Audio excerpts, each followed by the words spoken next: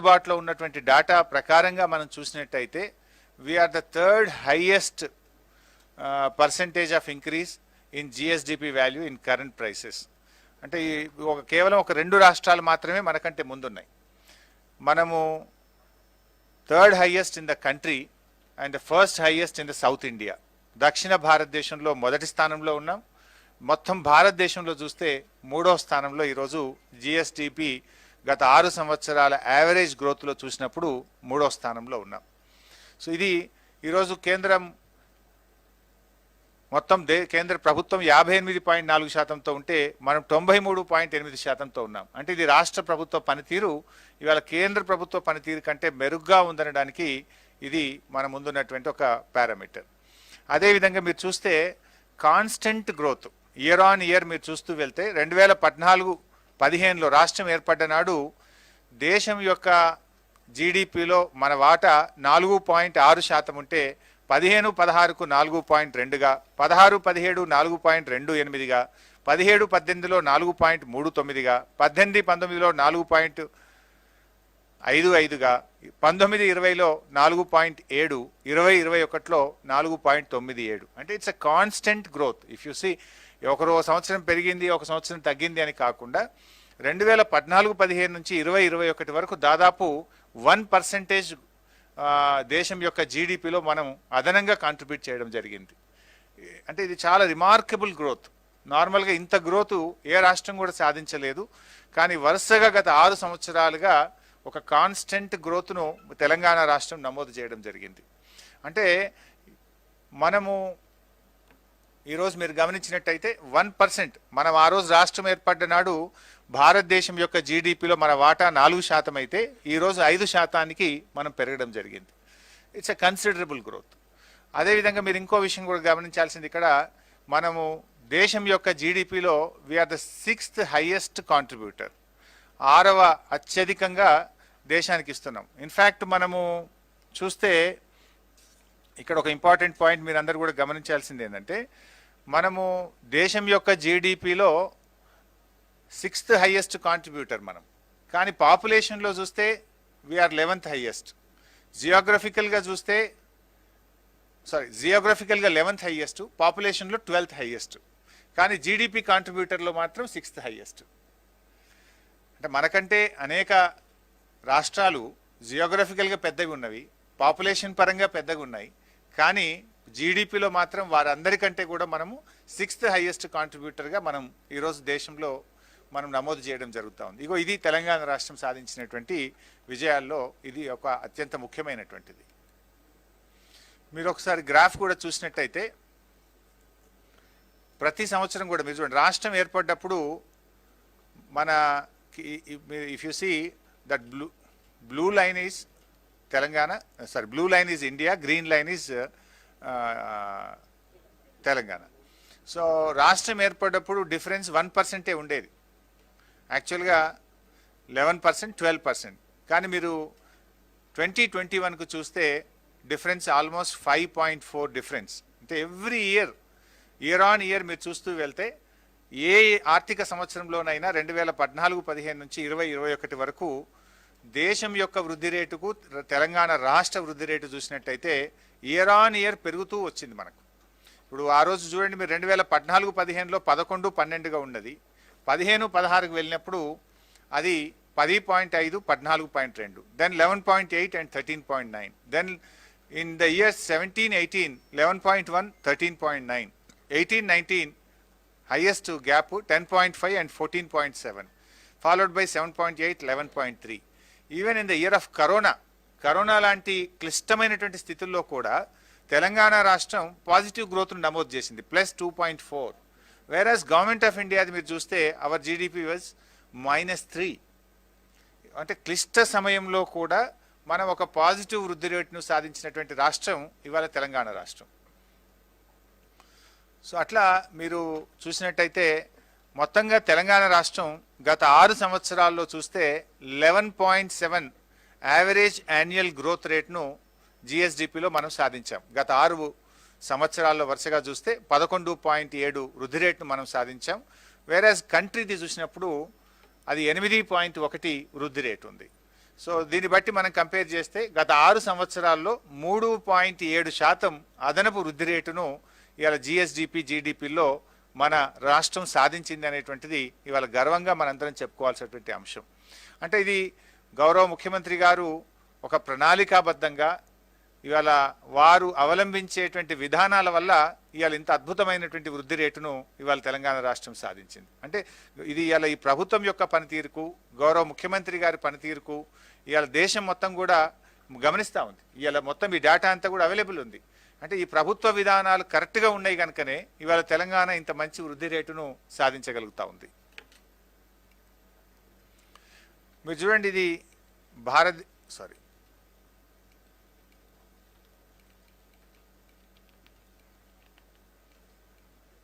ఏమైంది బాబు, ఇది సారీ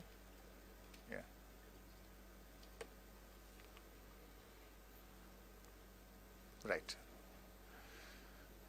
ఈరోజు బంగ్లాదేశ్తో కంపేర్ చేస్తే భారతదేశం యొక్క ఆర్థిక పరిస్థితి బంగ్లాదేశ్ కంటే కూడా తక్కువగా ఉంది. మీరు ఒకసారి గమనించండి, బ్లూ లైన్ ఇండియా 2014-15 నుంచి భారతదేశం యొక్క ఆర్థిక పరిస్థితి తగ్గుతూ వచ్చింది, బంగ్లాదేశ్ యొక్క ఆర్థిక పరిస్థితి పెరుగుతూ పోయింది. అంటే ఇలా కిషన్ రెడ్డి గారు, ఇవాళ కేంద్ర ప్రభుత్వానికి చెందిన పెద్దలు చాలామంది మాట్లాడుతున్నారు, మేము ఇంత వృద్ధిని సాధించినాము, అంత అభివృద్ధిని సాధించినాం. అయ్యా, మీరు సాధించింది ఏంటంటే భారతదేశం యొక్క ఆర్థిక పరిస్థితి బంగ్లాదేశ్ కంటే కూడా పడిపోయింది, బంగ్లాదేశ్ కంటే కూడా తగ్గిపోయింది. ఇగో ఇది మీరు సాధించినటువంటి పరిస్థితి. మీరు ఒకసారి దాన్ని కంపేర్ చేసి చూస్తే బంగ్లాదేశ్కి సంబంధించి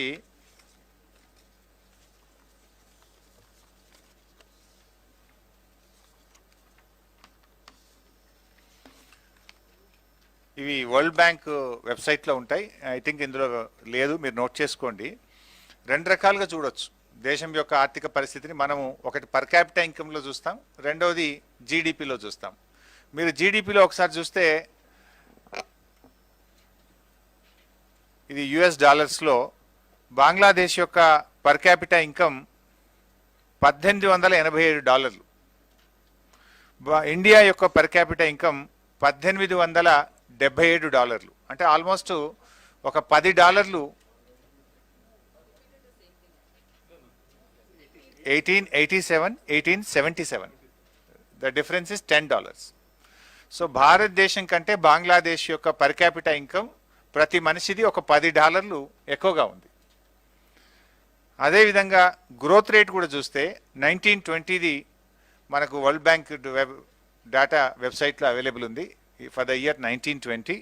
దాని ప్రకారంగా చూస్తే బంగ్లాదేశ్ది +8.1%. Their growth rate is +8.1%, whereas our country growth rate is +2.5%. Almost 5.5% ఈరోజు ఎక్కువగా ఉంది, 5.6% ఎక్కువగా ఉంది. అంటే ఇంత పెద్ద దేశం, మరి ఇవాళ మీరు ఇంత మేము అభివృద్ధి చేసినాము, మేము ఈ దేశాన్ని ఇంత గొప్పగా నడిపించినామని చెప్పినారు. మీరు నడిపించినటువంటి గొప్పదనం ఏంటంటే బంగ్లాదేశ్ కంటే భారతదేశం యొక్క ఆర్థిక పరిస్థితి బలహీనపడ్డది. అది పర్ క్యాపిటల్ ఇన్కంలో కావచ్చు, జీడిపిలో కావచ్చు, రెండిట్లో కూడా ఈరోజు మనం బలహీనపడ్డటువంటి పరిస్థితి. ఈ సదరన్ స్టేట్స్తో కంపేర్ చేసినాం. తెలంగాణ రాష్ట్రం మన దక్షిణ భారతదేశంలో జిఎస్డిపి వృద్ధి రేట్లో వీఆర్ నంబర్ 1. గత 6 సంవత్సరాల్లో మీరు గమనిస్తే ఆంధ్రప్రదేశ్, కర్ణాటక, కేరళ, తమిళనాడు, తెలంగాణ ఈ 5 రాష్ట్రాలను మనం కంపేర్ చేసుకున్నప్పుడు గత 6 సంవత్సరాల్లో an యావరేజ్ మనం చూసుకుంటే we have achieved around 11.7%. whereas if you look at Andhra Pradesh is with 11.2, Karnataka 10.6, Kerala 10.8, Tamil Nadu 10.1%. So almost మనము 11.7% తోని మన నంబర్ 1 స్థానంలో ఈరోజు గత 6 సంవత్సరాల వృద్ధి రేటు, యావరేజ్ వృద్ధి రేటును చూసుకున్నప్పుడు తెలంగాణ మొదటి స్థానంలో నిలిచింది.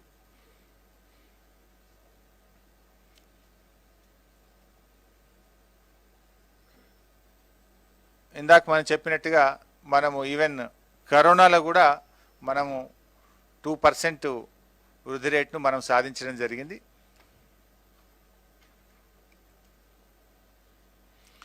Then we are going to the next point, per capita income.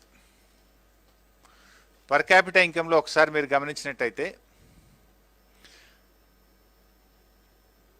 2020-21 సంవత్సరానికి ఇందాక నేను చెప్పినట్టు జస్ట్ రీసెంట్గా 10 days back government of India release చేసినటువంటి దాని ప్రకారంగా మన పర్ క్యాపిటా ఇన్కమ్ 2,37,632 రూపాయలు. రాష్ట్రం ఏర్పడ్డప్పుడు మన పర్ క్యాపిటా ఇన్కమ్ ఇప్పటికీ మనం చూసుకుంటే 1.84 టైమ్స్ నేషనల్ యావరేజ్తో చూసుకున్నప్పుడు వీఆర్ 1.84 టైమ్స్ అహెడ్. దేశం యొక్క పర్ క్యాపిటా ఇన్కమ్ 1,28,829 రూపాయలు అయితే తెలంగాణ రాష్ట్రం యొక్క పర్ క్యాపిటా ఇన్కమ్ 2,37,632 రూపాయలు. అంటే భారతదేశం యొక్క పర్ క్యాపిటా ఇన్కమ్ కంటే తెలంగాణ రాష్ట్రం యొక్క per capita income 1.84 times we are ahead. And we are the third largest state, third highest per capita income ఉన్నటువంటి రాష్ట్రం ఈరోజు తెలంగాణ రాష్ట్రం. అండ్ గత 7 సంవత్సరాలు మీరు చూసుకుంటే వరుసగా ఒక్కొక్క సంవత్సరం ఒక్కొక్క రాష్ట్రాన్ని మనం ఓవర్టేక్ చేసినాం. రాష్ట్రం ఏర్పడ్డ నాడు పర్ క్యాపిటా ఇన్కంలో 10వ స్థానంలో ఉన్నటువంటి తెలంగాణ రాష్ట్రం ఈరోజు దేశంలో 3వ స్థానంలోకి రావడం జరిగింది. అంటే 7 సంవత్సరాల్లో ఒక్కొక్క సంవత్సరము ఒక్కొక్క రాష్ట్రాన్ని ఓవర్టేక్ చేస్తూ ఈరోజు దేశంలో 3వ అతిపెద్ద పర్ క్యాపిటా ఇన్కమ్ ఉన్నటువంటి రాష్ట్రంగా ఈరోజు తెలంగాణ రాష్ట్రం ఆవిర్భవించిందంటే ఇది గౌరవ ముఖ్యమంత్రి గారి యొక్క కృషి, రాష్ట్ర ప్రభుత్వ పనితీరుకి ఇది ఒక నిదర్శనంగా మనం చెప్పుకోవాలి. అదేవిధంగా దక్షిణ భారతదేశంలో వీఆర్ నంబర్ 1. లాస్ట్ యావరేజ్ ఒకసారి చూసుకున్నప్పుడు 2014-15 నుంచి 2021 వరకు పర్ క్యాపిటా ఇన్కమ్ పెరుగుదలలో యావరేజ్ చూసినప్పుడు we are number 1 in south India and number 3 in the country. ఒకసారి మీరు ఇక్కడ చూస్తే రాష్ట్రం ఏర్పడ్డ నాడు మన పర్ క్యాపిటా ఇన్కమ్ 1,24,104 రూపాయలు ఉంటే ఈరోజు 2,37,632 రూపాయలు. అంటే వీ హ్యావ్ అచీవ్డ్ 91.5% గ్రోత్. ఇంత గ్రోత్ ఏ రాష్ట్రానికి కూడా రాలేదు. మీరు ఒకసారి గమనిస్తే ఇంత highest growth 91.5%, almost double. We are reaching almost double. మీరు దేశం యొక్క గ్రోత్ ఒకసారి మనం గమనిస్తే దట్ ఈస్ 48.7%. భారతదేశం యొక్క పర్ క్యాపిటా ఇన్కమ్ గ్రోత్ గత 6 సంవత్సరాల్లో 48.7% ఉంటే తెలంగాణ రాష్ట్రం యొక్క పర్ క్యాపిటా ఇన్కమ్ గ్రోత్ 91.5%. మీరు దేశం మొత్తంలో కరెంట్ ప్రైసెస్లో చూసినప్పుడు మనం second highest per capita income గ్రోత్లో వీఆర్ ద సెకండ్ హైయెస్ట్. మీరు ఒకసారి గ్రాఫ్లో చూసినట్టయితే 2014-15లో 1.43 టైమ్స్ భారతదేశం యొక్క పర్ క్యాపిటా ఇన్కమ్ తెలంగాణ యొక్క పర్ క్యాపిటా ఇన్కమ్ను మనం కంపేర్ చేస్తే ఆ రోజు 1.43 టైమ్స్ ఉంటే ఈరోజు అది 1.84 టైమ్స్ పెరిగింది. అంటే కాన్స్టెంట్గా మనం పెరుగుతూ వెళ్తున్నాం. ఆ రోజు 86,647 రూపాయలు దేశం యొక్క పర్ క్యాపిటా ఇన్కమ్, రాష్ట్రం యొక్క పర్ క్యాపిటా ఇన్కమ్ 1,24,104 రూపాయలు. బట్ టుడే దేశం యొక్క పర్ క్యాపిటా ఇన్కమ్ 128,829 రూపాయలు అయితే మన రాష్ట్రం యొక్క పర్ క్యాపిటా ఇన్కమ్ 2,37,632 రూపాయలు. అంటే 1.84 టైమ్స్ దేశం యొక్క పర్ క్యాపిటా ఇన్కమ్ కంటే మన రాష్ట్రం ముందుంది. మరి ఇప్పుడు చెప్పాలి కిషన్ రెడ్డి గారు, ఇది మీ యొక్క పనితీరుకు మా పనితీరుకు ఉన్నటువంటి తేడా. ఇది ఇప్పుడు ఎవరి పనితీరు ఏందనేది ప్రజల ముందు ఉంది కదా. ఈ రకంగా ఈరోజు పర్ క్యాపిటా ఇన్కంలో కూడా మన రాష్ట్రం చాలా బాగా పనిచేస్తూ ఈరోజు ముందుకు పోతా ఉంది. ఇది ఒట్టిగా రాలే. గత కొంతకాలంగా గౌరవ ముఖ్యమంత్రి గారు అవలంబించిన విధానాలు ఇవాళ మనము ఇండస్ట్రీ సెక్టార్లో కానీ, ఐటీ సెక్టార్లో కానీ, అగ్రికల్చర్ సెక్టార్లో కానీ, అగ్రికల్చర్ ఎలైడ్ సెక్టార్స్లో కానీ రాష్ట్ర ప్రభుత్వం అవలంబించినటువంటి విధానాల వల్ల ఈ రాష్ట్రం యొక్క సంపద పెరిగింది, రాష్ట్ర ప్రజల యొక్క ఇన్కమ్ పెరిగింది. ఈ రెండు కూడా పెరిగినాయి. రాష్ట్ర సంపద, ప్రజల యొక్క ఇన్కమ్, ఈ రెండు పెరగడానికి ప్రభుత్వం అవలంబించినటువంటి విధానాల వల్ల ఇంత మంచి ఇలా గణనీయమైనటువంటి పురోగతిని మన రాష్ట్రం సాధిస్తూ ఉంది. మీరు ఒకసారి గమనిస్తే per capita income 2021 at current prices Telangana versus other states. మన ఎల్లో లైన్లో ఉన్నటువంటిది, మిడిల్లో ఉన్నటువంటిది కంట్రీ యొక్క పర్ క్యాపిటల్ ఇన్కమ్ 1,28,829. వేరాజ్ మీరు తెలంగాణ చూస్తే గ్రీన్ లైన్లో ఉంది, మనము థర్డ్ హైయెస్ట్ 2,37,632 రూపాయలతో ఉన్నాం. మన పైన రెండే రాష్ట్రాలు ఉన్నాయి, ఒకటి హర్యానా, రెండవది Sikkim.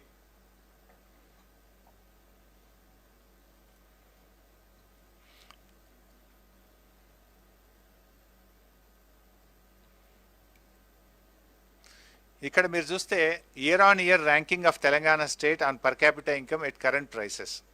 2014-15లో we're at 10th place. Then 15-16కి వెళ్ళేసరికి 9వ స్థానంలోకి వెళ్ళాం. 16-17లో 8వ స్థానానికి వెళ్ళాం. 17-18లో 7వ స్థానానికి, అంటే ఒక్కొక్క మెట్టు పైకి ఎక్కుతూ వెళ్తున్నాం చూడండి. 2017-18లో 7వ స్థానానికి వెళ్ళాం. 2018-19కి వెళ్ళేసరికి 4వ స్థానానికి వెళ్ళింది తెలంగాణ. ఈవెన్ 19-20లో కూడా 4వ స్థానంలో ఉన్నాం. 20-21లో 3వ స్థానానికి వెళ్ళాం. అంటే కాన్స్టెంట్ గ్రోత్. మీరు జిఎస్డిపిలో చూసినా, పర్ క్యాపిటల్ ఇన్కంలో చూసినా, it's we are registering a constant growth. అంటే ప్రభుత్వం యొక్క ఒక నిబద్ధతతో, రాష్ట్ర భవిష్యత్తును దృష్టిలో పెట్టుకొని ఒక క్రమ పద్ధతిలో ప్రభుత్వం పనిచేస్తుంది అనడానికి ఇంతకంటే ఇంకేం ఉదాహరణ కావాలి?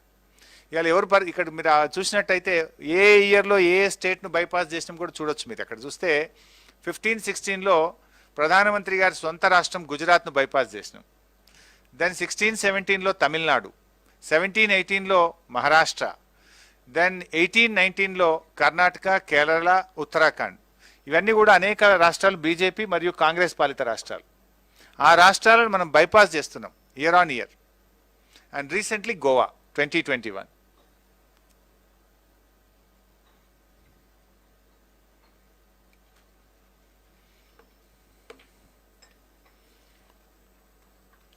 ఈ గ్రాఫ్ను మీరు ఒకసారి గమనిస్తే పర్ క్యాపిటల్ ఇన్కంలో తెలంగాణ వర్సెస్ ఇండియా, అంటే దేశం యొక్క పర్ క్యాపిటల్ ఇన్కమ్ ఏ ఇయర్ ఎంతెంత పెరుగుతూ పోయింది, మన రాష్ట్రంది ఎలా ఉంది అనేటువంటిది ఆ గ్రోత్ రేట్ని ఇండికేట్ చేసేటువంటి గ్రాఫ్ మీరు చూడండి. మరి మొట్టమొదటి సంవత్సరం రాష్ట్రం ఏర్పడ్డప్పుడు 1.1% డిఫరెన్స్ ఉండేది పర్ క్యాపిటల్ ఇన్కంలో, 9.5 and 10.6. But if you see today almost 5.8 difference ఉంది. 5.8 డిఫరెన్స్ అంటే మనం కన్సిడరబుల్గా రాష్ట్రం మరి ఈరోజు ముందుకు పోతా ఉంది అనడానికి ఇది ఒక మంచి ఉదాహరణ. మనం మొత్తంగా గత 6 సంవత్సరాల్లో చూస్తే పర్ క్యాపిటల్ ఇన్కంలో మనము 11.5% యావరేజ్ యాన్యువల్ గ్రోత్ రేట్ను మనం నమోదు చేసుకున్నాం. భారతదేశం యొక్క యావరేజ్ యాన్యువల్ గ్రోత్ రేట్ చూస్తే 4%. సో దీన్ని బట్టి మీరు 7% is the country AAGR, whereas Telangana it is 11.5%. So మొత్తంగా మీరు చూసినట్టయితే ఈరోజు మనము మన పర్ క్యాపిటల్ ఇన్కంలో almost 4.6% we're more than the countries growth rate. అదేవిధంగా దేశం మొత్తంలో కూడా చూస్తే ఈ యావరేజ్ యాన్యువల్ గ్రోత్ రేట్లో we're standing at number 2.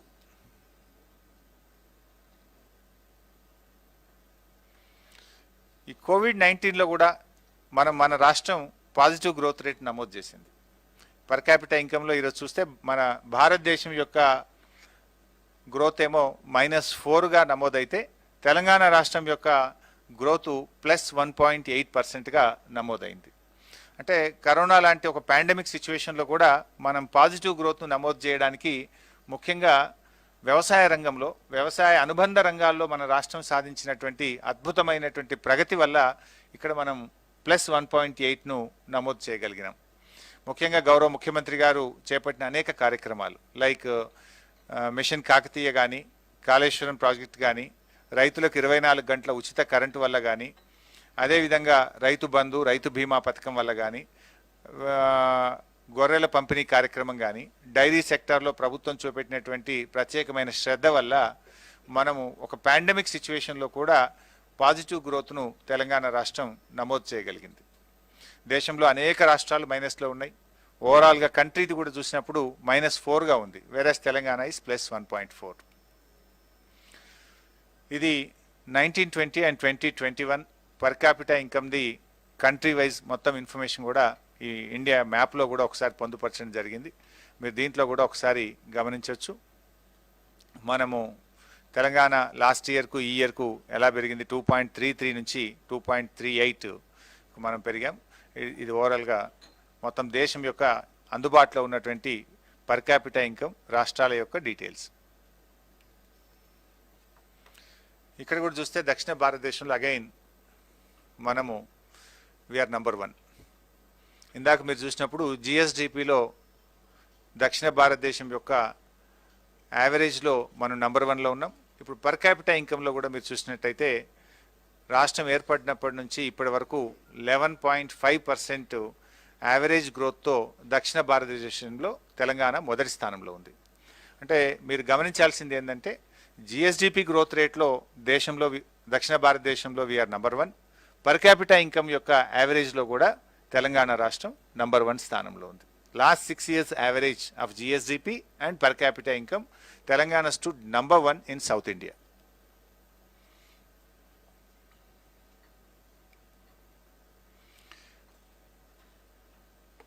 Revenue collection analysis ఇది చాలా ఇంపార్టెంట్. జనరల్గా రాష్ట్రం యొక్క ఓన్ రెవెన్యూ, మన రాష్ట్రం యొక్క SOTR state own tax revenue, general ప్రధానమంత్రి గారు కూడా అనేక దాంట్లో చెప్తా ఉంటారు. రాష్ట్రాలు స్వయం సమృద్ధిని సాధించాలి, రాష్ట్రాలు తమ ఆర్థిక వనరుల మీద దృష్టి పెట్టాలి, రాష్ట్రాలు ఆర్థికంగా బలోపేతం కావాలి అని ప్రధానమంత్రి గారు అనేక మీటింగ్లలో, జనరల్గా నీతి ఆయోగ్ మీటింగ్స్లో కూడా వారు గట్టిగా ప్రస్తావిస్తూ ఉంటారు. మీరు ఒకసారి చూస్తే ఇక్కడ we're number 1 in the country. State own tax revenue 2014-15లో మీరు చూస్తే 35,146 కోట్లు ఉండేది. బట్ ఈరోజు 66,648 కోట్లు మనం అంచనా వేసుకున్నాం. 19-20 అయితే మీకు పక్కాగా 67,597 కోట్లు. బట్ ప్రొవిజనల్గా 2021కు 66,648 కోట్లుగా మనం తెలపడం జరుగుతూ ఉంది. సో మీరు ఇక్కడ చూస్తే 90% గ్రోత్, మీరు తెలంగాణది మీరు గమనిస్తే ఆల్మోస్ట్ 90% గ్రోత్ మనం అచీవ్ చేసినాం from the year 2014-15 to the year 2021. ఈ యావరేజ్ లెక్క తీస్తే గత 6 సంవత్సరాల్లో మన average annual growth rate state own tax revenue చూసినప్పుడు ఇట్ ఈస్ 11.52%. దేశంలోని మిగతా అన్ని రాష్ట్రాలతో కంపేర్ చేస్తే వీఆర్ నంబర్ 1. ఎస్ఓటిఆర్లో రాష్ట్రం యొక్క గత 6 సంవత్సరాల ఏఏజిఆర్లో we're number 1 in the country. మన తర్వాత మీరు చూస్తే ఒరిస్సా ఉంది 9.74తోని. ఈవెన్ గ్యాప్ కూడా చాలా ఎక్కువగా ఉంటుంది. మీరు చూస్తే ఆల్మోస్ట్ 1.78% గ్యాప్ ఉంది. సెకండ్ ప్లేస్లో కూడా నియర్ బై కూడా లేరు మనకు.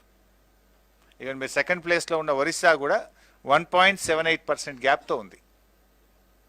అంటే ఇంత అద్భుతమైనటువంటి వృద్ధి మనం ఇవాళ సాధించడమంటే రాష్ట్ర ప్రభుత్వం యొక్క విధానాలు, అంటే మన ట్యాక్స్ కలెక్షన్స్లో కానీ, మన పనితీరులో కానీ, మన ప్రభుత్వం అవలంబించినటువంటి విధానాల వల్ల.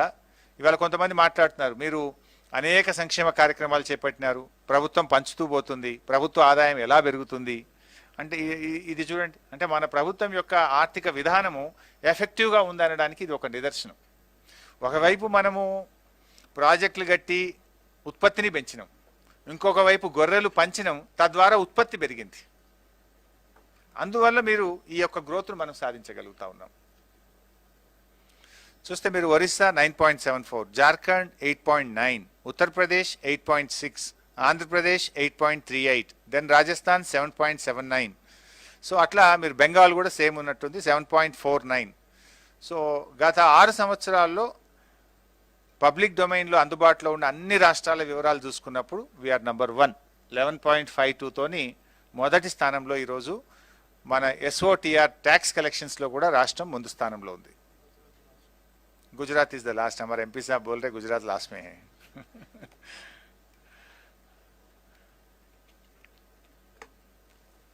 సో ఈ జిఎస్డిపికి 3 రకాలుగా మనం చూస్తాం. ఒకటి ప్రైమరీ సెక్టర్, రెండవది సెకండరీ సెక్టర్, మూడవది టెర్షరీ సెక్టర్. అసలు ఈ జిఎస్డిపిని ఎట్లా కొలుస్తారంటే ఈ మూడు సెక్టార్ల ఆధారంగా, మూడు సెక్టార్లలో వచ్చినటువంటి గ్రోత్ ఆధారంగా ఈ జిఎస్డిపి అనేటువంటిది నిర్ణయం జరుగుతుంటుంది. సో ఇందులో ముఖ్యంగా ప్రైమరీ సెక్టార్లో మీరు ఒకసారి గమనిస్తే ఇందులో మనం జనరల్గా చూసేది agriculture and allied activity like live stock, fishing, ఒక మైనింగ్ కూడా దీంట్లో వస్తుంది. మెయిన్గా అగ్రికల్చర్ అండ్ అలైడ్ యాక్టివిటీ. మీరు ఇందులో చూస్తే remarkable progress in the year 2014-15 మన జిఎస్డిపిలో ప్రైమరీ సెక్టార్ యొక్క కాంట్రిబ్యూషన్ 19.5% ఉంటే టుడే ఇట్ ఈస్ 24.1%. అంటే మన గ్రోత్ రేటు చాలా అద్భుతమైనటువంటి గ్రోత్ రేటు ప్రైమరీ సెక్టార్లో. అగ్రికల్చర్ అండ్ అలైడ్ సెక్టార్లో కూడా మీరు చూస్తే మనము 14.3% ఈరోజు మన గ్రోత్ రేట్ ఉంది. దేశం యొక్క growth rate agriculture and allied యాక్టివిటీలో భారతదేశం యొక్క వృద్ధి రేటు 3.6% అయితే అగ్రికల్చర్ అండ్ అలైడ్ సెక్టార్స్లో తెలంగాణ రాష్ట్రం యొక్క వృద్ధి రేటు 14.3%. సో ఎన్ని రేట్లు ఎక్కువగా ఉన్నామో చూడండి. ఆల్మోస్ట్ 4.5 టైమ్స్ దేశం యొక్క అగ్రికల్చర్ వృద్ధి రేటు కంటే తెలంగాణ యొక్క అగ్రికల్చర్ వృద్ధి రేటు 4.5 రెట్లు అధికంగా ఉంది. అంటే వ్యవసాయ రంగం మీద ప్రభుత్వం పెట్టిన పెట్టుబడులు, వ్యవసాయ రంగం మీద గౌరవ ముఖ్యమంత్రి గారు అవలంబించినటువంటి విధానము అద్భుతమైనటువంటి ఫలితాలను ఇచ్చింది అనడానికి ఈ యొక్క వృద్ధి రేటు ఒక ఉదాహరణ. అదేవిధంగా సెకండరీ సెక్టార్లో కూడా మీరు చూస్తే ముఖ్యంగా manufacturing, construction, electricity, gas, water supply and other utility services దీంట్లో ఉంటాయి. దీంట్లో ఒకసారి మీరు గమనిస్తే ఇక్కడ కూడా మనం 18% వృద్ధి రేటును మనం ఇక్కడ నమోదు చేయడం జరిగింది. 14-15 నుంచి 2021 వరకు మనము ఈ దాదాపు ఈ మ్యానుఫ్యాక్చరింగ్ సెక్టార్లో, సబ్ సెక్టార్లో చూస్తే 72% వృద్ధి రేటును మనం ఇక్కడ నమోదు చేయడం జరిగింది. అదేవిధంగా టెరిషరీ సెక్టార్లో కూడా మరి రాష్ట్రం మంచి వృద్ధి రేటును మనం సాధించుకున్నాం. ఇక్కడ కూడా యాక్చువల్గా దీంట్లోనే చాలా ఎక్కువ జిఎస్డిపి కాంట్రిబ్యూషన్ అనేది ఈ సెక్టార్ నుంచే చాలా ఎక్కువగా వస్తుంది. మనకు దాదాపు 59.5% ఈ సెక్టార్ నుంచి మనం కాంట్రిబ్యూట్ చేయడం జరుగుతూ. ఇక్కడ కూడా మంచి వృద్ధి రేటును ఆల్మోస్ట్ మనం ఇక్కడ చూస్తే 1.5 to 2 టైమ్స్ మనం 2014-15 నుంచి 2021 మధ్య నమోదు చేయడం జరిగింది. ఐటీ సెక్టార్లో కూడా 120% ఇంక్రీజ్ మనం నమోదు చేసినాం. 14-15తో చూసినప్పుడు 120% ఐటీ సెక్టార్లో కూడా మన వృద్ధి రేటును నమోదు చేయడం జరిగింది. ఈ సెక్టరల్ కాంట్రిబ్యూషన్ ఒక్కసారి మీరు గమనిస్తే అన్ని ఒక్కొక్క సెక్టర్ వైజ్ మనం చూస్తే ప్రైమరీ సెక్టర్ 19.5 నుంచి 24.1%కు మనం పెరగడం జరిగింది. ఇదే యాక్చువల్గా మీరు ఇది చాలా ఇంపార్టెంట్ సెక్టర్. నేను నెక్స్ట్ స్లైడ్లో మళ్ళీ మీకు ఎక్స్ప్లెయిన్ చేస్తాను ప్రైమరీ సెక్టర్ గురించి. అదేవిధంగా మనకు సెకండరీ సెక్టార్ కరోనా వల్ల మనం కొంత ఎఫెక్ట్ అయినాం. బిఫోర్ కరోనా బాగా పెరిగినాం, 19.2 నుంచి 16.5%. అదేవిధంగా టెరిషరీ సెక్టార్ కూడా 61.3 ఇన్ ద ఇయర్ 14-15 ఉంటే ఈ సంవత్సరం 59.4% మన జిఎస్వివిఏ వాల్యూస్ నమోదు చేయడం జరిగింది.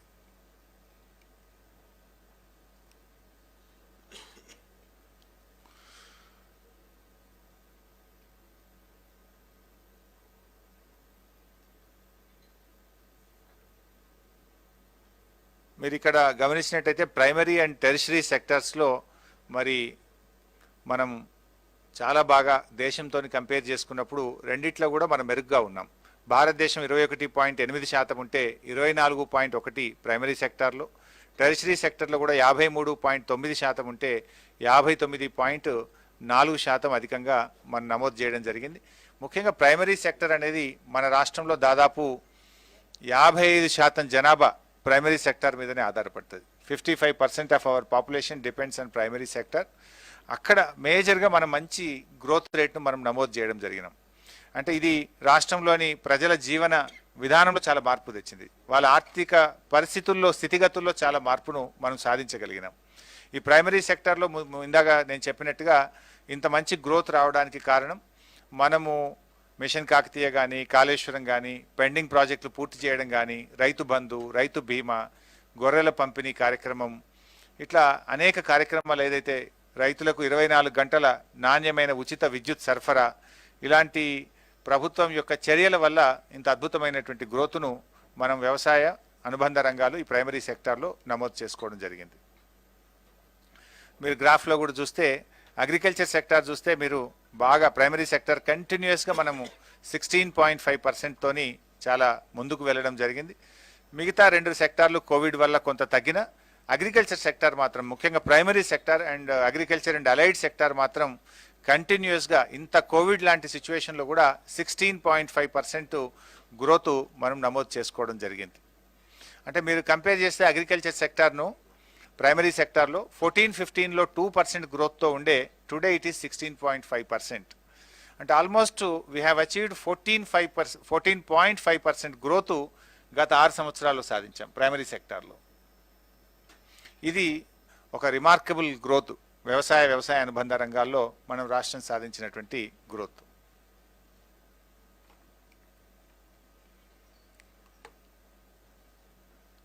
ఇక్కడ కూడా మీరు ఒకసారి గమనిస్తే ఈ ప్రైమరీ సెక్టార్లో దక్షిణ భారతదేశంతోని మొత్తం దేశం యొక్క గ్రోత్తో ఒకసారి కంపేర్ చేసుకున్నట్టయితే మనము దక్షిణ భారతదేశంలో నంబర్ 1. లాస్ట్ 6 ఇయర్స్లో ప్రైమరీ సెక్టార్లో మన గ్రోత్ను కంపేర్ చేస్తే we are number 1 in the south India.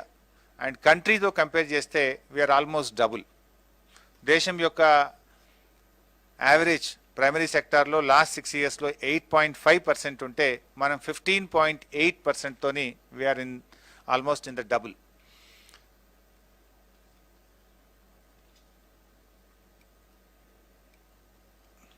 ఇది అగైన్ అగ్రికల్చర్ అండ్ అలైడ్ సెక్టార్లో మళ్ళీ sub sector of primary sector. మీరు ఇక్కడ కూడా మీరు గమనిస్తే పంటలలో చూసినప్పుడు 41,706 కోట్ల రూపాయలు 2014-15లో ఉంటే 2020-21కి 80,574 కోట్లు. లైవ్ స్టాక్లో చూస్తే 29,282 కోట్ల నుంచి 94,211 కోట్లకు మనం లైవ్ స్టాక్లో పెరిగినాం. అగ్రికల్చర్ సెక్టార్లో 95% పెరిగినాము. లైవ్ స్టాక్లో అయితే ఆల్మోస్ట్ 3 టైమ్స్ గ్రోత్ ఉంది.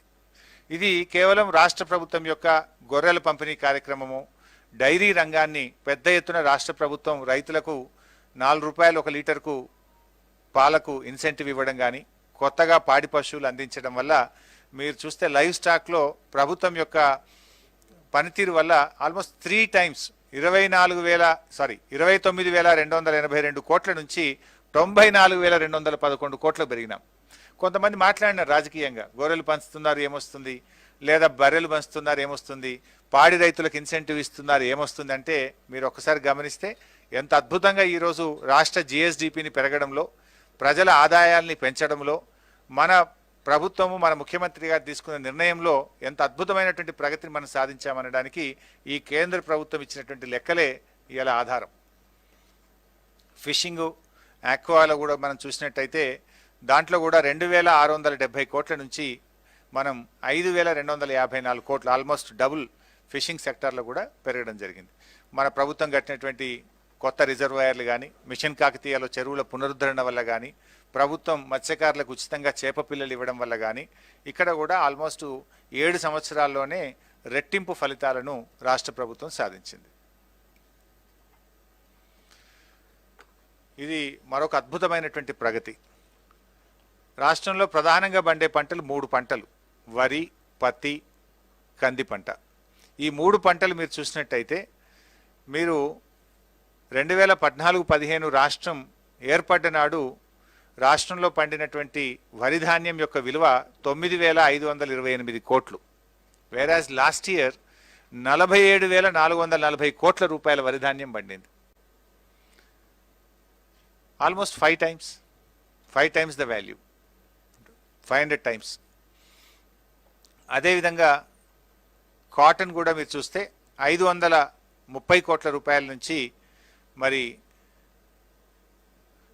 7,549 కోట్ల రూపాయల నుంచి 19,025 కోట్ల రూపాయలకు మరి కాటన్ ఉత్పత్తిలో మన రాష్ట్రం పెరగడం జరిగింది. రెడ్ గ్రామ్లో 530 కోట్ల నుంచి 3,808 కోట్ల రూపాయలకు పెరగడం జరిగింది.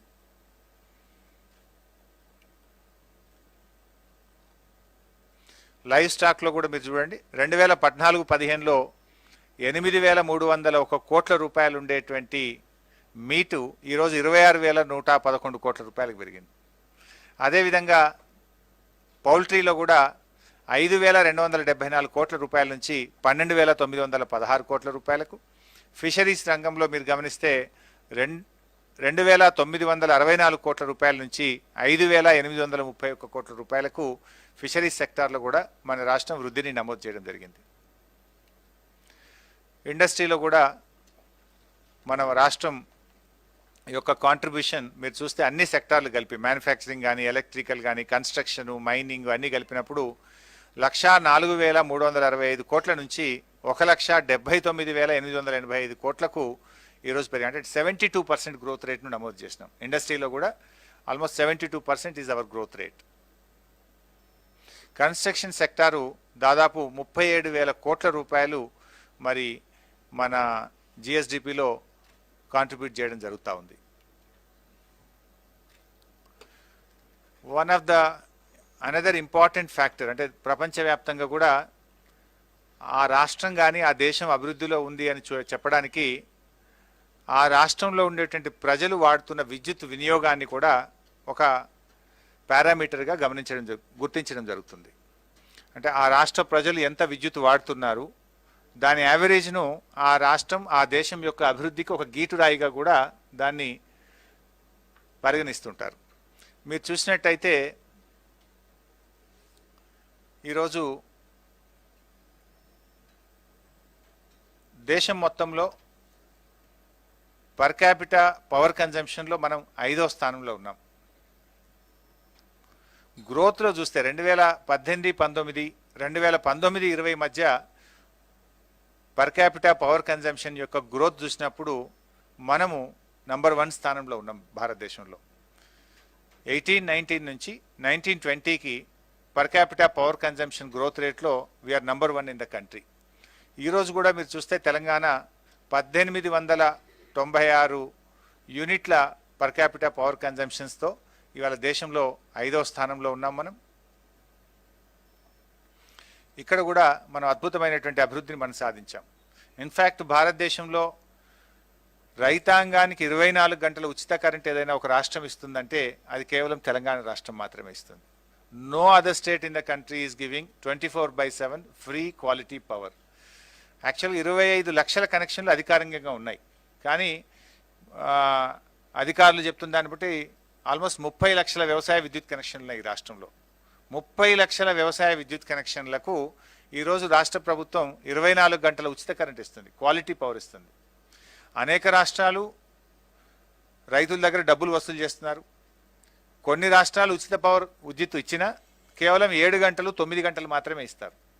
కానీ గౌరవ ముఖ్యమంత్రి గారు రాష్ట్రం వచ్చిన 9వ నెల నుంచే, రాష్ట్రం ఏర్పడిన 9వ నెల నుంచే రాష్ట్రం విద్యుత్ రంగంలో సెల్ఫ్ సస్టైన్ అయింది. అంటే పవర్ కట్స్ లేని రాష్ట్రంగా అందరికీ నాణ్యమైన 24 గంటల కరెంటు ఇవ్వగలిగే రాష్ట్రంగా 9వ నెల నుంచే రాష్ట్రం మరి అద్భుతమైనటువంటి ప్రగతిని విద్యుత్ రంగంలో సాధించడం జరిగింది.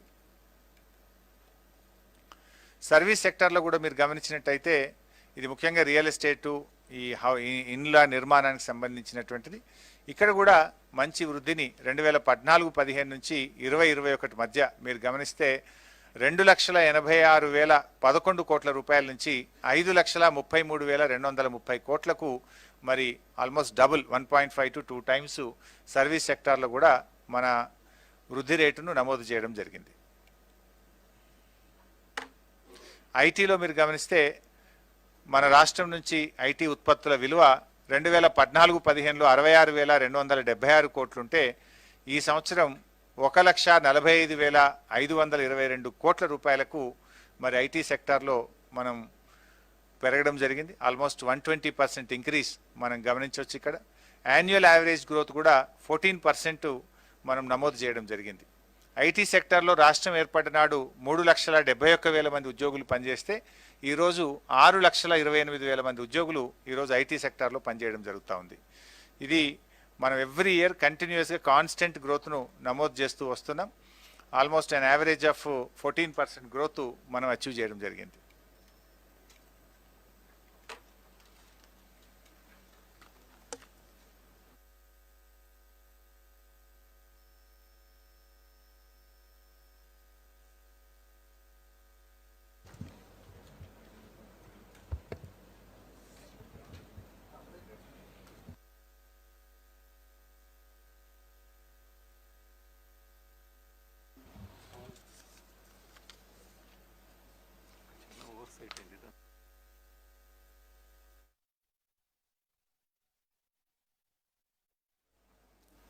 పర్ క్యాపిటల్ ఇన్కంలో ఇందాక ఒక చిన్నది మా ప్రజెంటేషన్లో ఒక చిన్న మిస్టేక్ మా ఫైనాన్స్ సెక్రటరీ గారు గమనించారు, మా టైపోగ్రాఫికల్ ఎర్రర్ అయినట్టుంది. మనము ఒక్కొక్క సంవత్సరం ఒక్కొక్క రాష్ట్రాన్ని బైపాస్ చేసిన మన దగ్గర గోవా వచ్చింది. Instead of Goa it is Himachal Pradesh. అదొకటి కైండ్లీ నోట్ ఇట్.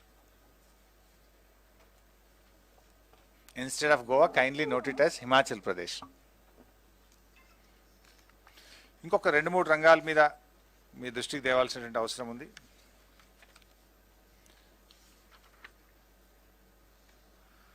ఇవాళ స్టేట్ ఓన్ ట్యాక్స్ రెవెన్యూ మీద మీరు ఒకసారి గమనిస్తే, ఈ షీట్ కూడా మీకు ఇచ్చినట్టు అందరికీ.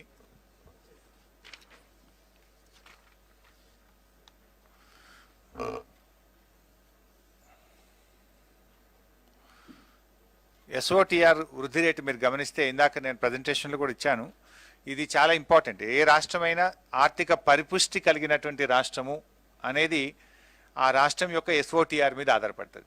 ఇవాళ మన దేశంలో చాలా రాష్ట్రాలు కేంద్ర ప్రభుత్వం నుంచి వచ్చేటువంటి సపోర్ట్ ద్వారా నడిచే రాష్ట్రాలు ఎక్కువ ఉంటాయి. కేంద్రం నుంచి వచ్చేది ఎక్కువ, రాష్ట్రం యొక్క ఆదాయం తక్కువగా ఉంటుంది. వేరేజ్ మన రాష్ట్రానికి సంబంధించి మాత్రం రాష్ట్ర ప్రభుత్వం యొక్క ఆదాయం ఎక్కువ, కేంద్రం నుంచి వచ్చేటువంటిది తక్కువ. ఇన్ఫ్యాక్ట్ కేంద్రానికి మనం కాంట్రిబ్యూట్ చేసేది ఎక్కువ, కేంద్రం నుంచి రాష్ట్రానికి వచ్చేది చాలా తక్కువ. మీరు ఈ రంగంలో మనం చాలా చక్కటి అభివృద్ధిని మనం నమోదు చేసినాం. మీరు గమనిస్తే 2014-15లో ఇందాక నేను చెప్పినట్టు 35,146 కోట్లుంటే ఈరోజు రాష్ట్రం యొక్క ఆదాయం 66,648 కోట్లకు పెరిగాం. అంటే 98% గ్రోత్ను మనము గత 6 సంవత్సరాల్లో నమోదు చేసినాం. మీరు లాస్ట్ 6 years యావరేజ్ మీరు ఒకసారి గమనిస్తే తెలంగాణ 11.52తోని దేశంలో నంబర్ 1 స్థానంలో నిలిచింది. రాష్ట్రం యొక్క స్వంత ఆదాయ వనరులను పెంచుకోవడంలో గత 6 సంవత్సరాల్లో భారతదేశంలో తెలంగాణ రాష్ట్రం మొదటి స్థానంలో నిలిచింది. మీరు దీని తర్వాత చూస్తే ఒరిస్సా 9.74%, జార్ఖండ్ 8.90%, ఉత్తరప్రదేశ్ 8.60%, ఆంధ్రప్రదేశ్ 8.38%, రాజస్థాన్ 7.79%, వెస్ట్ బెంగాల్ 7.49%, బీహార్ 7.21%, గుజరాత్ చూసినట్టయితే 2.59% వృద్ధి రేటును నమోదు చేయడం జరిగింది. మరి చాలామంది నాయకులు, ఇలా బీజేపీ నాయకులు మమ్మల్ని రోజు విమర్శిస్తున్నారు, రాష్ట్రం అధోగతి పాలైపోయింది, రాష్ట్రంలో అభివృద్ధి కుంటుపడిపోయింది. మరి ఇప్పుడు ఏ రాష్ట్రంలో అభివృద్ధి జరిగింది, ఏ రాష్ట్రంలో అభివృద్ధి కుంటుపడిపోయిందో మీ సొంత రాష్ట్రం, మోడీ గారి సొంత రాష్ట్రం యొక్క వృద్ధి రేటు 2.59% అయితే మన తెలంగాణ రాష్ట్రం దేశంలోనే మొట్టమొదటి స్థానంలో 11.52% వృద్ధి రేటుతో we stood number 1 in the country. ఇది వాస్తవం. ఈ వాస్తవాలు తెలుసుకొని మాట్లాడితే బాగుంటుంది మీరు. సో ఇక్కడ అద్భుతమైనటువంటి ప్రగతిని మనం సాధించాం. ఈ ఫిగర్స్ ఇవేవి కూడా మేము సొంతగిస్తున్నది కాదు, ఇది కేంద్ర ప్రభుత్వం ఇచ్చినటువంటి లెక్కలు, కేంద్ర ప్రభుత్వం ఇచ్చిన వాటి ఆధారంగానే ఈరోజు మేము ముందు పెట్టడం జరుగుతూ ఉంది. ఇంకొక ఇంపార్టెంట్ది, పదే పదే ఈ రాష్ట్రం గురించి మాట్లాడుతుంటారు, అప్పులు బాగా పెరిగినాయి, రాష్ట్రం అప్పులు బాగా తీసుకున్నది, అప్పుల రాష్ట్రంగా ఈ రాష్ట్రాన్ని మార్చిందని కూడా చెప్తుంటారు. మేము ఇంతసేపు అభివృద్ధి గురించి చెప్పాం, జిఎస్డిపిలో ఏం పెరిగాం, పర్ క్యాపిటల్ ఇన్కంలో ఎట్లా పెరిగినాం, పవర్ కన్జంప్షన్లో ఎట్లా పెరిగినాం, మన స్టేట్ ఓన్ ట్యాక్స్ రెవెన్యూలో ఎలా పెరిగాం, ఇవన్నీ ఇప్పుడు మీ ముందు పెట్టాను నేను. అప్పుల విషయంలో కూడా ఈరోజు వాస్తవాలు మీ ముందు పెట్టాలి. అంటే ప్రతిపక్షాలు మాట్లాడుతున్నాయని ఒక గోబల్స్, ఒక అవాస్తవాలను పదే పదే ఒక అబద్ధాన్ని 100 సార్లు చెప్తే ప్రజల్ని నమ్మించాలనేటువంటి ధోరణిలో గొంతు పెద్దగా చేసుకొని మాట్లాడడమో లేదా పరుష పదజాలాన్ని వాడడంతోనో ప్రజల్ని నమ్మించాలని చూస్తే నమ్మరు. ప్రజలకు కూడా ఇవాళ అన్ని విషయాలు తెలుసు.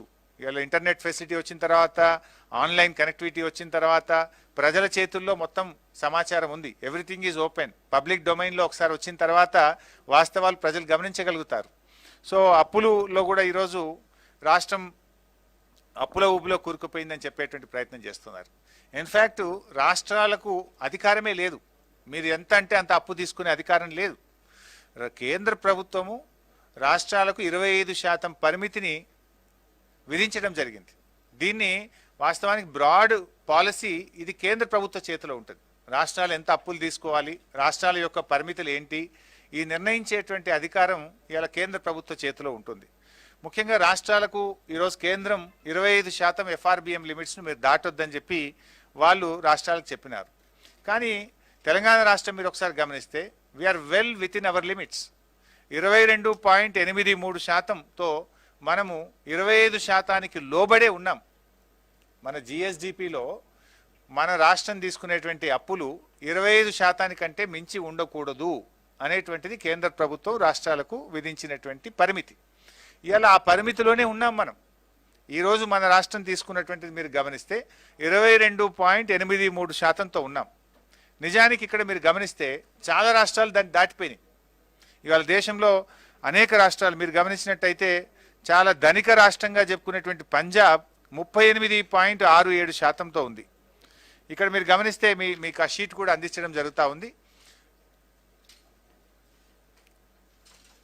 పంజాబ్ 38.67, వెస్ట్ బెంగాల్ 34.67, రాజస్థాన్ 34.54, ఉత్తరప్రదేశ్ 33.8, ఆంధ్రప్రదేశ్ 32.67, బీహార్ 30.79, కేరళ 30.30, మధ్యప్రదేశ్ బీజేపీ పాలిత రాష్ట్రం 29.35, గోవా ఇది మరో బీజేపీ పాలిత రాష్ట్రం 28.07, జార్ఖండ్ 27.93, ఛత్తీస్గఢ్ 27.06, ఇలా వెళ్తే తెలంగాణ 22.83%తో ఈరోజు మనము పరిమితులకు లోబడి మాత్రమే ఉంది. ఈ విషయాన్ని కూడా ఇవాళ మీరు ప్రతిపక్షాలు కొంత గమనించుకొని మాట్లాడితే మంచిదని కూడా నేను వారికి చెప్తా ఉన్నాను. అంటే మన రాష్ట్రం అప్పులు చేసినా కూడా పరిమితులకు లోబడే చేసిన అప్పులను సద్వినియోగం చేసినాం కనుక, ప్రాపర్గా దాన్ని ఖర్చు పెట్టినాం కనుక, ఉత్పాదక రంగాల మీద పెట్టినాం కనుక దాని యొక్క ఫలితాలే ఈరోజు జిఎస్డిపి పెరుగుదల, పర్ క్యాపిటా ఇన్కమ్ పెరుగుదల, ఈరోజు రాష్ట్రం యొక్క ఓన్ ట్యాక్స్ రెవెన్యూ పెరుగుదలకు ప్రభుత్వం ఆ తీసుకున్న అప్పులను కానీ, రాష్ట్ర ప్రభుత్వం పెట్టిన పెట్టుబడులు కానీ, రాష్ట్ర ప్రభుత్వ విధానాలకు అద్భుతంగా ఉండడం వల్లనే ఈ యొక్క పురోగతి రాష్ట్రం సాధించింది.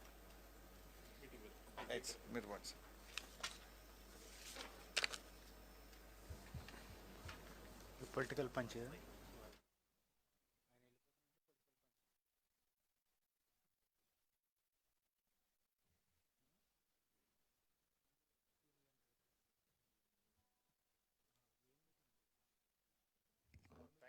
Presentation అయిపోయింది. Now I would like to have a small press meet.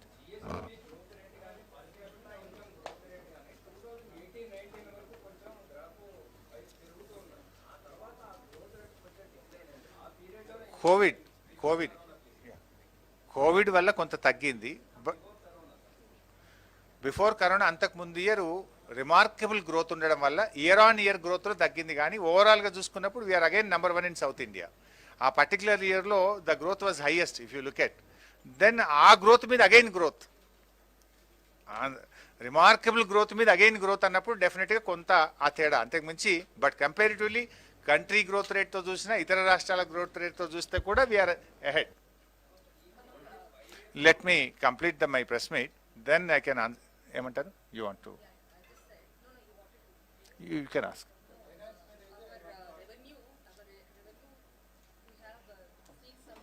GR Reddy గారిని రమ్మను బాబు, జిఆర్ రెడ్డి నుండి మనం The shortfall we have seen, Yeah. but we are spending more and outside the budget also have been spending. So that is also well within the limits. That is also well within the limits. కాదు sir, ఇక్కడ next year నుంచి మనం దళిత బంధుకి 20,000 crore 30,000 crore బడ్జెట్లో పెడితే మన revenue ఎక్స్పెండిచర్లో 70-80% అంటే ఇంట్రెస్ట్లు కానీ, subsidies కానీ, శాలరీస్ కానీ 70-80% పోతాయి. ఖర్చు పెడతానికి ఏం మిగులుతుంది మనకి అనేది పాయింట్. దానికి కూడా ప్రభుత్వం ప్రత్యామ్నాయ విధానాలు ముఖ్యమంత్రి గారు ఆలోచిస్తున్నారు కదా. మనకు ఎన్నో అసెట్స్ ఉన్నాయి, కొన్ని పనికిరానటువంటి అసెట్స్ ఉంటాయి. దానికి కూడా ప్రభుత్వానికి ఒక విధానం ఉంటుంది. ఇక్కడ మీరు ఒకటి గమనించాలి, దళిత బంధు అనేటువంటి దాన్ని ఇదేదో ప్రజలకు ఇస్తున్నారు అని మీరు చూస్తున్నారు. మేము అట్లా చూడడం లేదు. రాష్ట్ర ప్రభుత్వం ఏమనుకుంటుందంటే, ఆ కుటుంబాలు దళిత బంధు ద్వారా వాళ్ళు చేసేటువంటి ఉత్పత్తులు ఏవైతే ఉంటాయో, వాళ్ళు ఏ రంగం అయితే ఎంచుకొని, అది పారిశ్రామిక రంగం కావచ్చు, ట్రాన్స్పోర్ట్ రంగం కావచ్చు, డైరీ కావచ్చు, వాట్ ఎవర్ ఇట్ ఈస్, అది కూడా రాష్ట్ర సంపదలో భాగం అవుతుంది కదా. Again they will be contributing to the state జిఎస్డిపినో. మేము ఇస్తున్నటువంటిది వాళ్ళు ఏదో ఒక రంగం మీద పెట్టుబడి పెడతారు, వాళ్ళు సెల్ఫ్ ఎంప్లాయ్మెంట్ జరుగుతుంది, అక్కడ వారికి ఉపాధి దొరుకుతుంది. ఇప్పుడు వాళ్ళు ఒక డైరీ తీసుకున్నారనుకోండి, పాలు పోస్తారు, పాలు పోయడం ద్వారా ఏమవుతుంది, రాష్ట్రం యొక్క ఉత్పత్తి పెరుగుతుంది కదా, మన యొక్క జిఎస్డిపి పెరుగుతుంది, వాళ్ళ పర్ క్యాపిటా ఇన్కమ్ పెరుగుతుంది, వాళ్ళ ఆదాయం పెరుగుతుంది. మనము దళిత బంధు అనేటువంటిది ఆ కుటుంబాలకు చేసే సహాయంగా కాదు మనం చూడాల్సింది, అది చూడాల్సింది రాష్ట్ర అభివృద్ధిలో వాళ్ళు కూడా భాగం అవుతుంటారు. మన జిఎస్డిపి పెరుగుదలలో ఆ ఉత్పత్తులు కూడా భాగంగానే మనం చూడాల్సి ఉంటుంది. కరెక్టే, బట్ ఎట్లా ఇస్తారనేది మీరు చూడండి. ఇలాంటి క్వశ్చన్సే ఇలాంటి ఇలాంటి ఇలాంటి క్వశ్చన్స్ మేము కాళేశ్వరం ప్రాజెక్టు మల్లన్న సాగర్ స్టార్ట్ చేసినప్పుడు కూడా నేను ఐ వాజ్ ఇరిగేషన్ మినిస్టర్. అందరూ అనేవాళ్ళు అసలు ఇది మేము బతుకుండంగా ఈ మల్లన్న సాగర్ను చూస్తామా, మేము ఇదంతా రియల్ ఎస్టేట్ వ్యాపారం చేయడానికి ప్రభుత్వం భూములు తీసుకుంటా ఉంది, ఇంకా కొంతమంది అయితే అసలు ఇదంతా కూడా వృధా కాంట్రాక్టులను బతికించడానికి చేస్తున్నారు. ఇలాంటి మాటలే ఇవే ప్రతిపక్షాలు మాట్లాడినాయి. బట్ ఆ మాటలన్నిటికీ సమాధానం నిన్నటి ఫలితం మీరు చూశారు కదా, నీళ్లు పోస్తా ఉంది కదా. సో ఇట్లాంటి విషయాలు ఎప్పుడు కూడా ప్రభుత్వానికి చిత్తశుద్ధి ఉంటే, ప్రభుత్వానికి నిజాయితీ ఉంటే ఎన్నో మార్గాలు ఉంటాయి, ఎన్నో అవకాశాలు ఉంటాయి. డెఫినెట్గా గౌరవ ముఖ్యమంత్రి గారికి ఒక ఆలోచన ఉంది, దాన్ని చేయాలనేటువంటి కృతనిశ్చయంతో వారు ఉన్నారు, పట్టుదలతో వారు ఉన్నారు. డెఫినెట్గా రాబోయే రోజుల్లో రాష్ట్రంలోని అన్ని కుటుంబాలకు కూడా, దళిత కుటుంబాలకు ప్రభుత్వం అందించి తీరుతుంది. సార్ హైదరాబాద్ లో వరదలు వచ్చినప్పుడు 10,000 ఒక కుటుంబానికి 10,000 ఇవ్వాలని ప్రభుత్వం. బైసాబ్, నేను ప్రెస్ మీట్ కంప్లీట్ చేసిన తర్వాత ఇంకేమైనా ఉంటే మీరు అడగండి. ఒకటి రెండో రిక్వెస్ట్ కూడా ఏంటంటే, మేము చాలా ఫ్యాక్ట్స్ అండ్ ఫిగర్స్ పెట్టినాం. జనరల్గా ఏమవుతుందంటే, మీరు కూడా చాలా అనుభవజ్ఞులే వచ్చినారు, సీనియర్స్ వచ్చినారు, థ్యాంక్ యూ వెరీ మచ్. నార్మల్గా ఏమైందంటే ఒక సెన్సేషనల్ కామెంట్ ఏదైనా చేస్తే ఈ ఫ్యాక్ట్స్ అండ్ ఫిగర్స్ అన్నీ కూడా సైడ్ లైన్ అయిపోతాయి, అసలు విషయం పోయి కొసరు విషయం ముందుకు వస్తుంది. So I kindly request, please present all these facts and figures. రేపు ప్రజల ముందు పెట్టండి, ప్రజలకు కూడా తెలవాల్సిన అవసరం ఉంది. ఎందుకంటే నేను చెప్పినటువంటివి రాష్ట్ర ప్రభుత్వ లెక్కలు కాదు, కేంద్ర ప్రభుత్వ లెక్కలే చెప్పినాం, కేంద్రం డిక్లేర్ చేసిన లెక్కలే చెప్పినాం. దేశం కంటే మన రాష్ట్రం ఎంత అభివృద్ధిలో ముందుకుంది అనేటువంటి విషయాలు చెప్పాం. ఇవాళ ఎంతసేపు బీజేపీ నాయకులు జబ్బలు జరుచుకుంటున్నారు, మేము ఇట్లా చేసినామంటే అట్లా చేసినాం. ఏం చేసినారా అంటే, భారతదేశం యొక్క ఆర్థిక వ్యవస్థ బంగ్లాదేశ్ కంటే పతనా స్థితిలో ఉంది. ఇగో ఇది మీరు చేసింది, ఇదే కదా మీరు చేసింది. సో మిత్రులారా, నేను ఒక్కసారి let me complete my press meet, then I can answer your questions. But నా రిక్వెస్ట్ ఏంటంటే, వీలైనంత వరకు మనం let's confine to this subject.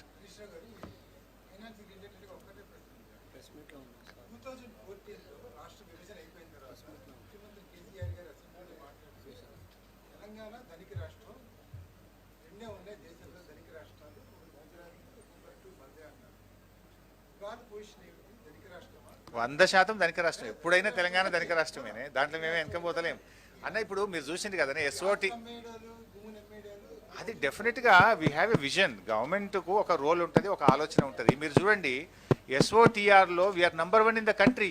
State own tax రెవెన్యూలో లాస్ట్ 6 yearsలో we have achieved a remarkable growth. ఇందాక నేను చెప్పిన 11.52% తోని స్టేట్ ఓన్ ట్యాక్స్ రెవెన్యూలో we stood number 1, whereas Gujarat is the 18th place with a 2.59%.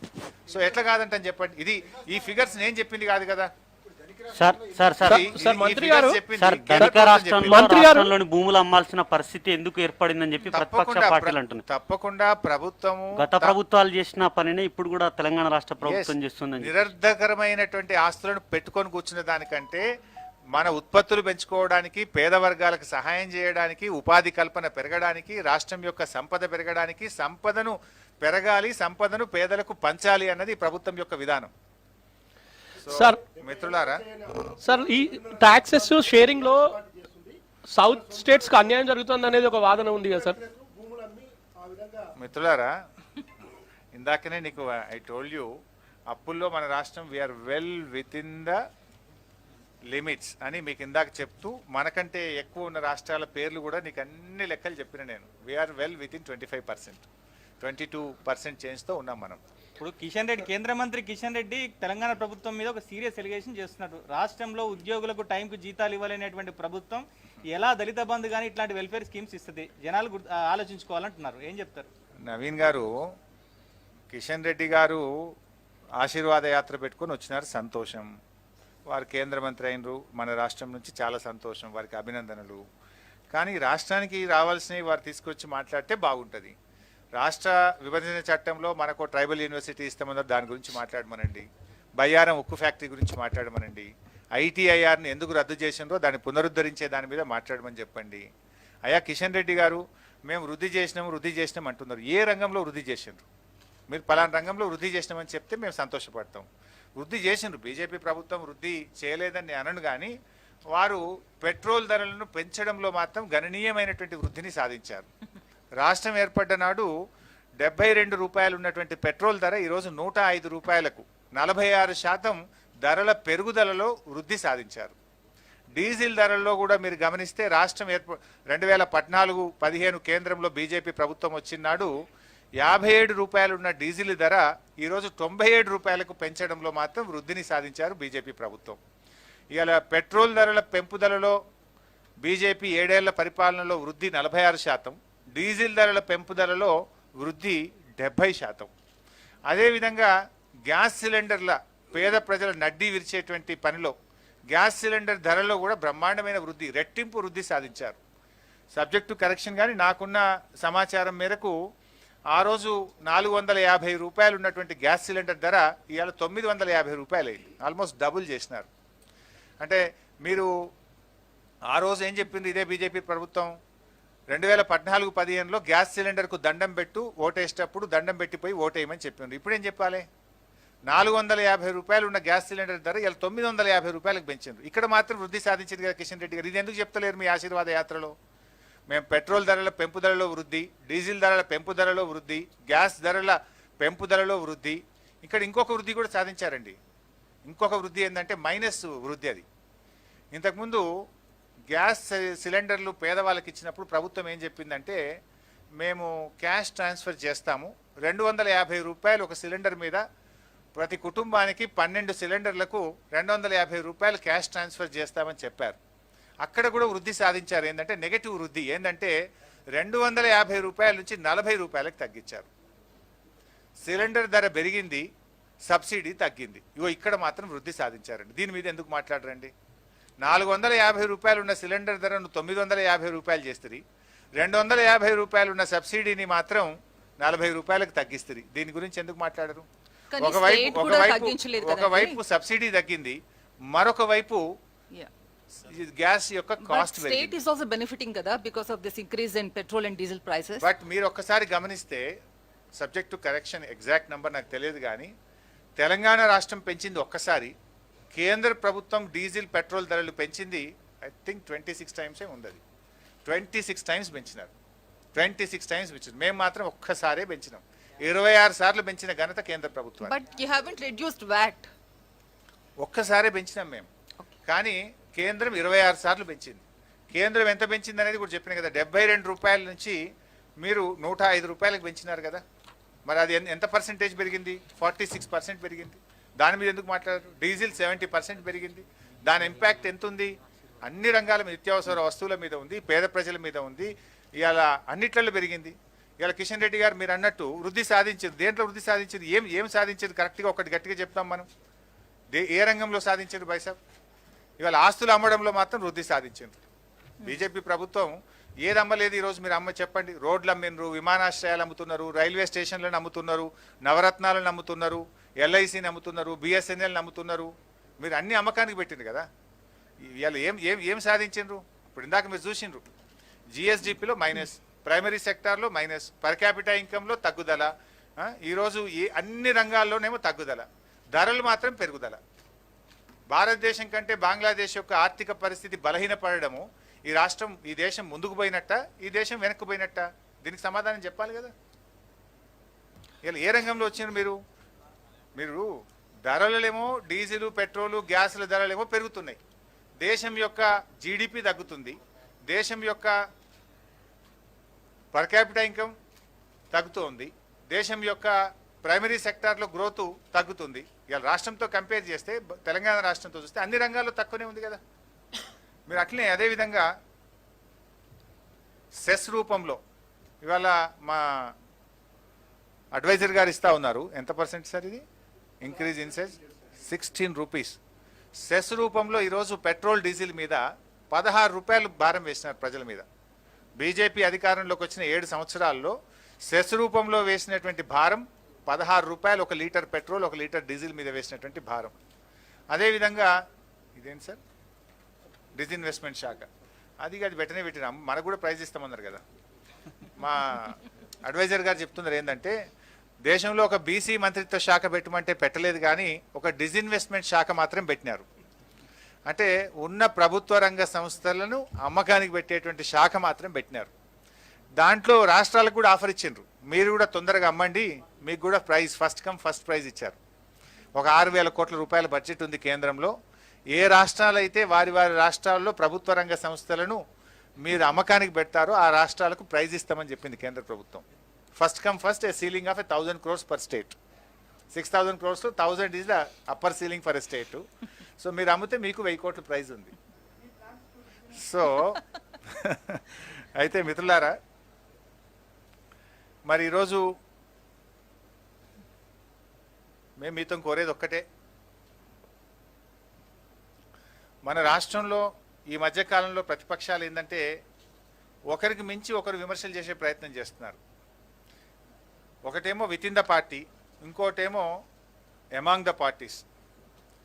ఒకటేమో బీజేపీలో కిషన్ రెడ్డి గారు బండి సంజయ్ గారి మీద పై చేయి సాధించాలనో, బండి సంజయ్ గారు కిషన్ రెడ్డి గారి మీద పై చేయి సాధించాలనో విమర్శలు చేసే ప్రయత్నం, లేదా రాష్ట్రంలో మేమే ప్రత్యామ్నాయం అంటే మేమే ప్రత్యామ్నాయం అని కాంగ్రెస్ బీజేపీలు కూడా ఈరోజు విమర్శలు చేస్తూ వస్తున్నారు.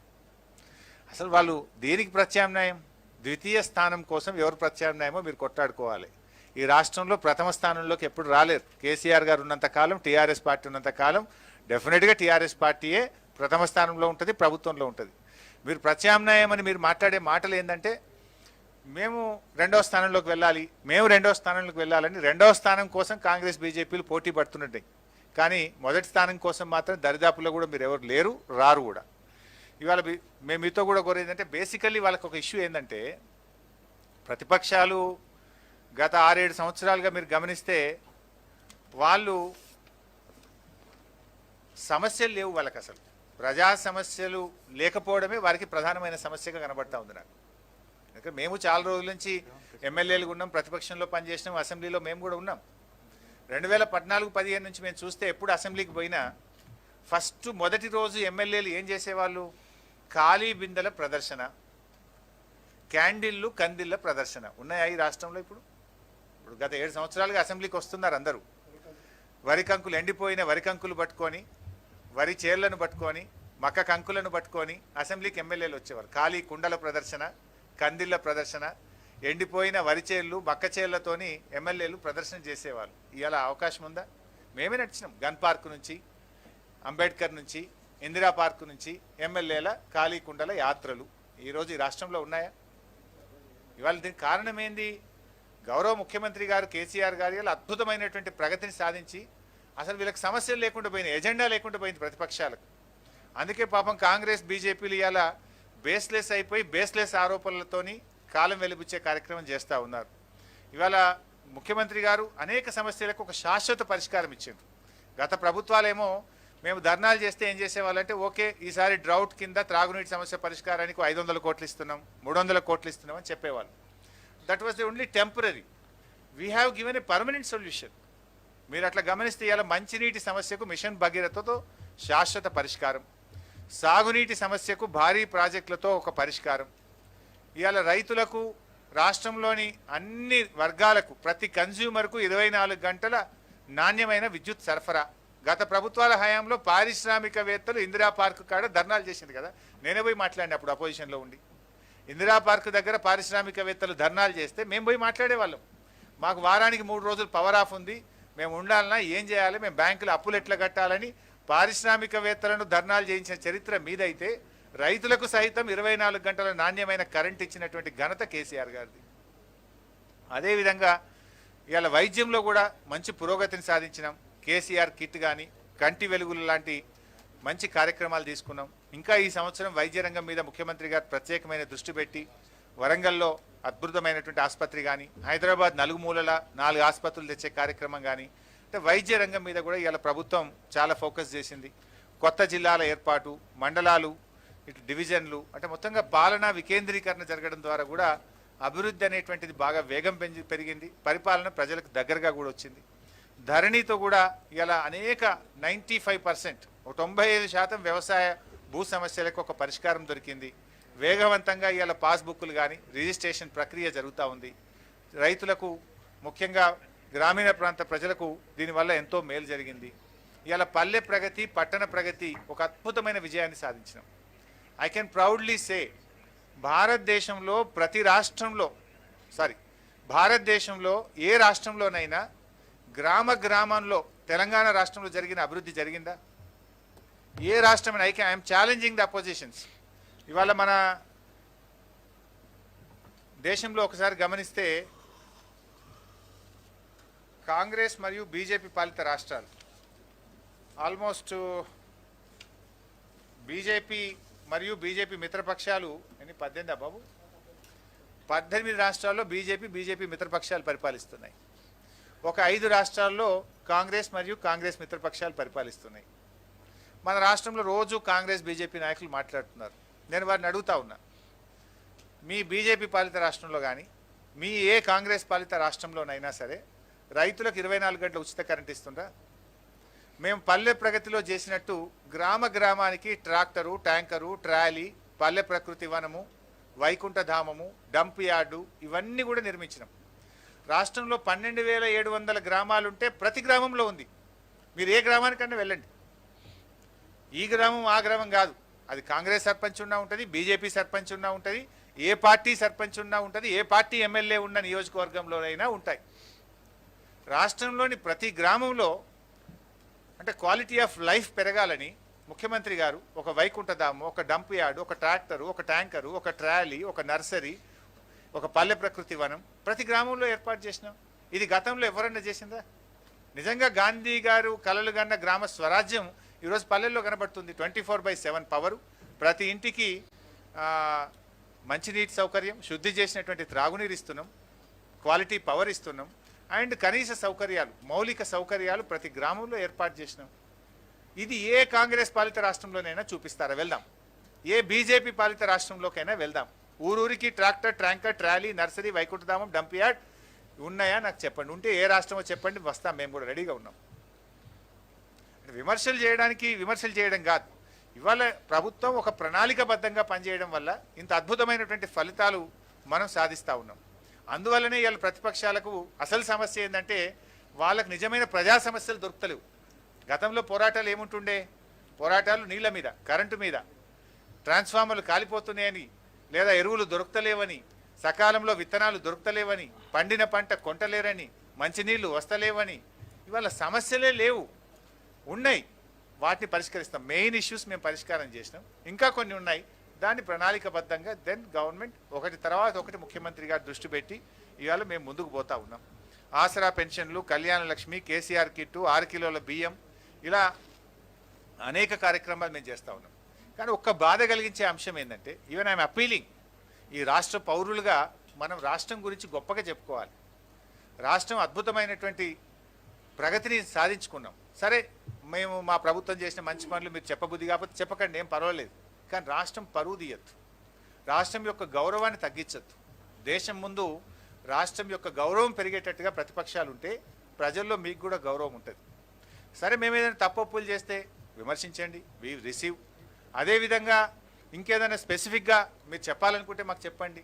కానీ వీళ్ళ వ్యవహారం ఎట్లుందంటే, వాళ్ళ విమర్శలు సెల్ఫ్ గోల్ కొట్టుకుంటున్నారు. వాళ్ళు ఈ మధ్యలో వాళ్ళు చేసే విమర్శలు టీఆర్ఎస్ మీద అక్కస్తోనో టీఆర్ఎస్ మీద విమర్శలు చేయబోయి కొన్ని సందర్భాల్లో వాళ్ళు రాష్ట్రాన్ని అభాస్పాలు చేస్తున్నారు.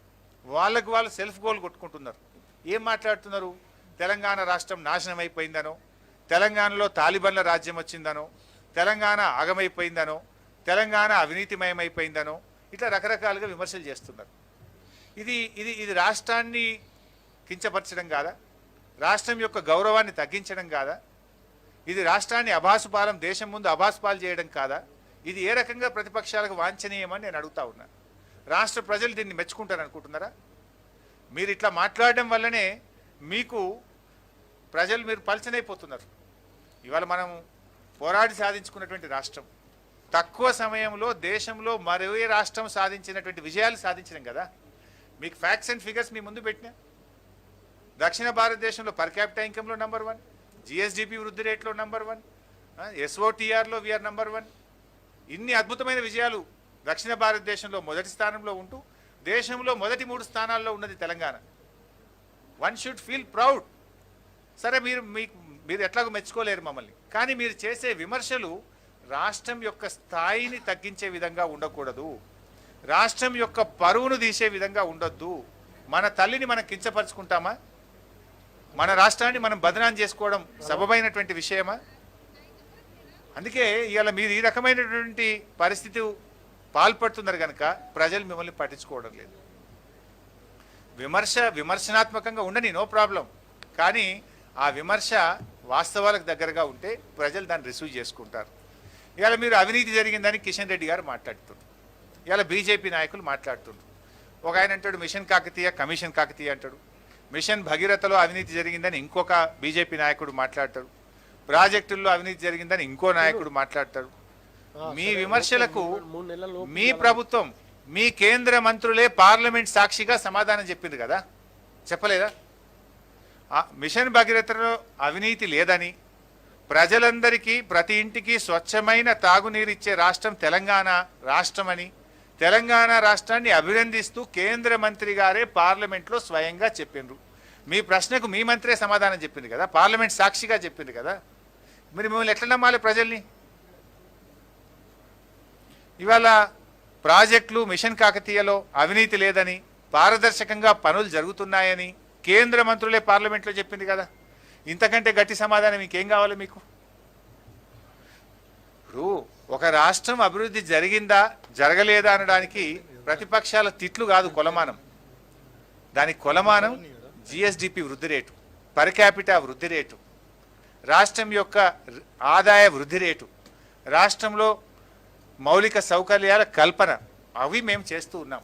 అవి మేము చేసినామా లేదా అనడానికి ఇప్పుడు మీ ముందు పెట్టినటువంటి గణాంకాలే సాక్ష్యాధారం కదా. ఇంతకంటే ఏం కావాలి? And these figures and facts was not given by us. These figures are declared by government of India. So ఇది ఇవాళ మేము చేస్తూ ఉన్నాం, ఇవన్నీ కూడా ఇవాళ మీ ముందు ఉన్నాయి. సో అందువల్ల ప్రపంచవ్యాప్తంగా కూడా ఇదే పద్ధతి.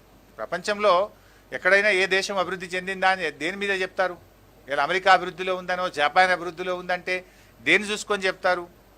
ఆ జీడిపి మీద, పర్ క్యాపిటా ఇన్కమ్ మీద, ఓన్ ట్యాక్స్ రెవెన్యూ మీద, విద్యా వైద్య ప్రమాణాల మీద, మౌలిక సౌకర్యాలు like drinking water and power sector మీద, తలసరి విద్యుత్ వినియోగం మీద తదితర అంశాలే ఏ దేశానికైనా ఏ రాష్ట్రానికైనా అభివృద్ధికి గీటురాయిగా పరిగణిస్తారు.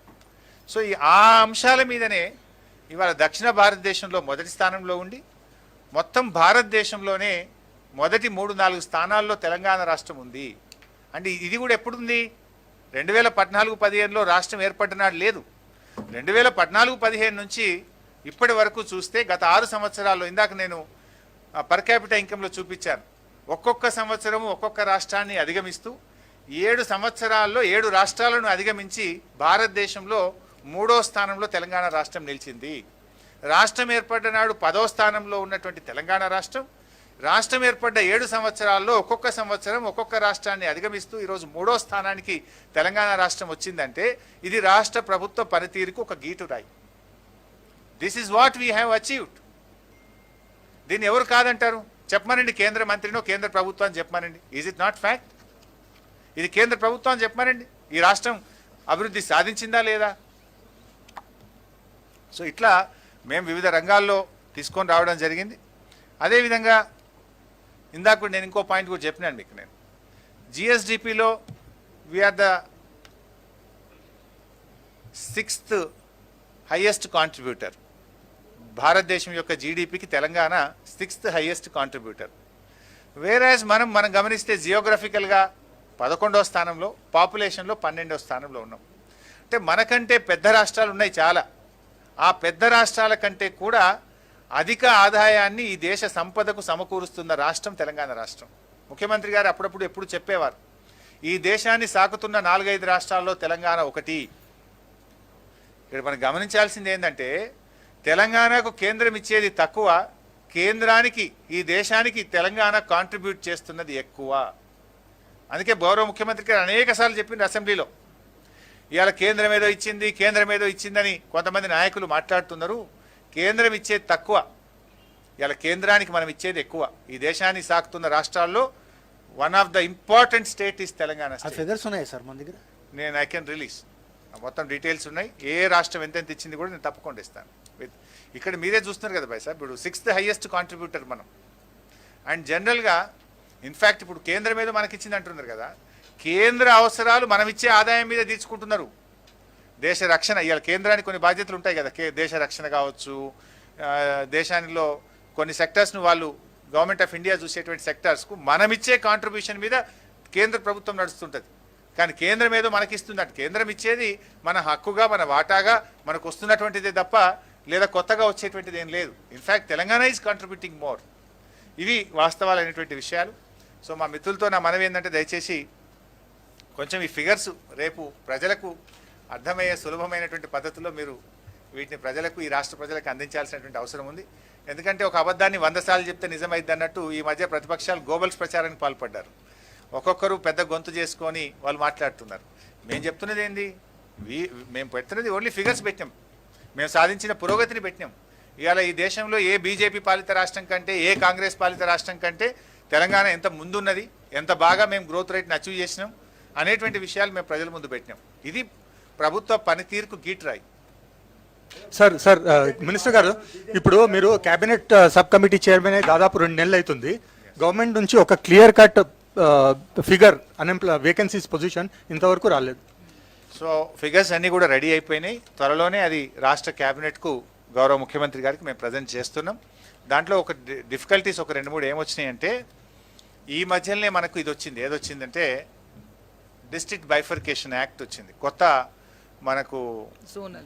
జిల్లాలకు సంబంధించి ప్రెసిడెన్షియల్ ఆర్డరు మనకు వచ్చింది. దాంట్లో ఈ కొత్త జిల్లాల ఆధారంగా local post, zonal post, multi zonal post, state పోస్టుగా చేయాలి. సో రిక్రూట్మెంట్ చేసేటప్పుడు ఏమైందంటే ఆ జిల్లా ప్రజలకు 95% ఖాళీలు ఆ జిల్లా ప్రజలకే ఉద్యోగాలు వస్తాయి. ఏది జిల్లా పోస్ట్ అయితే, జోనల్ పోస్ట్లో దాని రిజర్వేషన్ ఉంటుంది. సో కొత్తగా వచ్చినటువంటి జోనల్ ఆధారంగా ఆ ఉద్యోగులను మనం బైఫర్కేట్ చేయాల్సిన అవసరం ఉంటుంది. అప్పుడు దెన్ మనకు బ్రాడ్ ఫిగర్ వచ్చింది. But district wise post identify చేయకపోతే మళ్ళీ ఏదైనా ఒక జిల్లాకు నష్టం జరిగే అవకాశం ఉంటుంది. మనకు బ్రాడ్గా ఎన్ని ఖాళీలు ఉన్నాయి అనేటువంటిది మేము లెక్క చేసినాం. కానీ ఉమ్మడి జిల్లా ఆధారంగా అప్పుడు రిక్రూట్మెంట్ అయింది. ఇప్పుడు వాళ్ళను కొత్త జిల్లాల ఆధారంగా వాళ్ళను బైఫర్కేషన్ ప్రక్రియ జరిగితే ఏ జిల్లాలో ఎన్ని ఖాళీలు అనేటువంటివి గుర్తించాలి. అది గుర్తించడం పూర్తి అయిపోతే అప్పుడు మనం నోటిఫికేషన్ ఇస్తే ఆ లోకల్ వాళ్లకు ఎక్కువ లాభం జరిగేటువంటి అవకాశం ఉంది. అండ్ అది కూడా మొత్తం ఎక్సర్సైజ్ పూర్తయిపోయి ఆల్మోస్ట్ తుది దశకు చేరుకున్నది. Very shortly we are going to submit it to the government. మంత్రి గారు అగ్రికల్చర్ తర్వాత ఎలక్ట్రిసిటీ బిల్స్ సంబంధించి మీరు ఇప్పుడు జీడిపి జిఎస్డిపి గురించి చెప్పారు. రేపు ఆ చట్టాలు అమలైతే ఇదే జీడిపిలో మన అగ్రికల్చర్ ఎలక్ట్రిసిటీ రంగాలు ఇదే విధంగా ఉంటాయని భావిస్తున్నారా? అందుకే కదనే మా బాధ అంతా కూడా. ఇవాళ కేంద్ర ప్రభుత్వము ఆ చట్టాన్ని వెనక్కి తీసుకోవాలని ఇవాళ తెలంగాణ ప్రభుత్వం అసెంబ్లీలోనే తీర్మానం చేసింది కదా. తెలంగాణ ప్రభుత్వము ఇవాళ మేము అగ్రికల్చర్ ఫ్రెండ్లీ స్టేట్, గౌరవ ముఖ్యమంత్రి గారు స్వయంగా ఒక రైతు, ఆయన రైతు బాంధవుడు, రైతు కోసం పనిచేసే ముఖ్యమంత్రి గారు.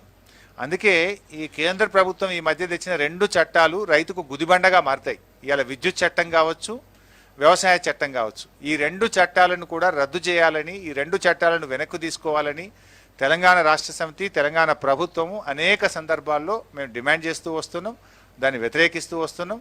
ఇది మంచిది కాదు. రేపు ఏమైతాయి, మీరు అన్న విద్యుత్ చట్టము, ఆ విద్యుత్ చట్టంలో ఏమన్నారంటే వాళ్ళు వాడినటువంటి పదం విద్యుత్ చట్టంలో